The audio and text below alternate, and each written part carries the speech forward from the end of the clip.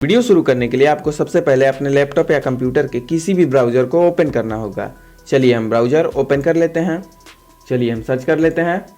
Search करने के बाद आपके सामने वेबसाइट ओपन होकर आ जाएगी। आपको इस पर क्लिक करना है।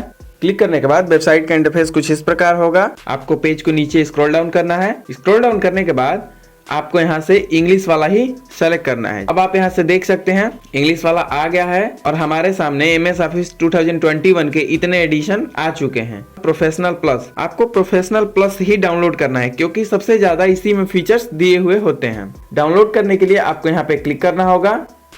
क्लिक करने के बाद आप यहाँ देख सकते हैं हमारा MS ऑफिस 2021 डाउनलोड होने लगा है। चलिए मैं इसे ओपन करके आपको दिखा देता हूँ। आप यहाँ देख सकते हैं डाउनलोड हो रहा है। फुल वीडियो आप हमारे चैनल पे जाके देख सकते हैं। तो आशा करता हूँ आज की इस वीडियो से आपको कुछ नया सीखने को मिला होगा।